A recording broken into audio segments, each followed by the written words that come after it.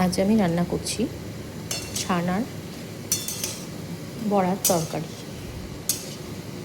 কারণ আজকে মঙ্গলবার, তো তার জন্য আমি ছানাটাকে সামান্য একটু ময়দা দিয়ে নুন দিয়ে মেখে নিয়েছিলাম। মেখে এটা আমি গোল গোল করে শেপ দিয়ে এটা আমি ভালো করে তেলে ভেজে নিচ্ছি। ছানার তরকারিতে দেবো বলে আমি এখানে নিয়ে নিয়েছি কয়েকটা গোটা কাজু, আদা আর কাঁচা লঙ্কা। এর মধ্যে আমি পোস্ত বাটাও দেবো।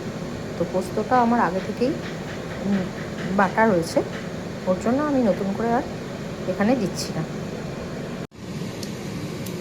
ফোড়নে দিয়েছি জিরে, শুকনো লঙ্কা, তেজপাতা। এবার একটু আলু,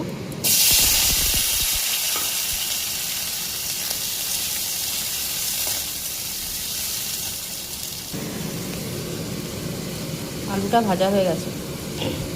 ওর মধ্যে আমি কাঁচা লঙ্কা, কাজু আর আদা বাটাটা দিয়ে দিলাম।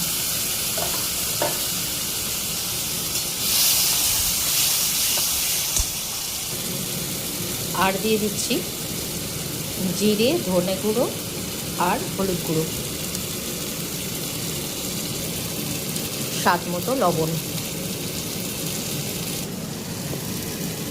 1 চামচ পোস্ত বাটা।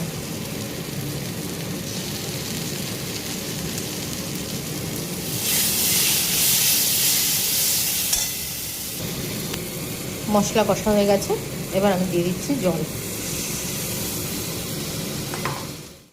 বড়াগুলো আমি এখানে দিয়ে দিয়েছি, এবার একটু ফুটুক। দিয়ে দিচ্ছি সামান্য একটু চিনি।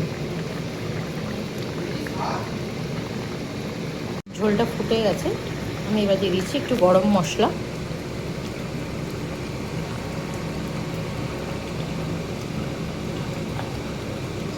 আর দিয়ে দেবো একটু ঘি।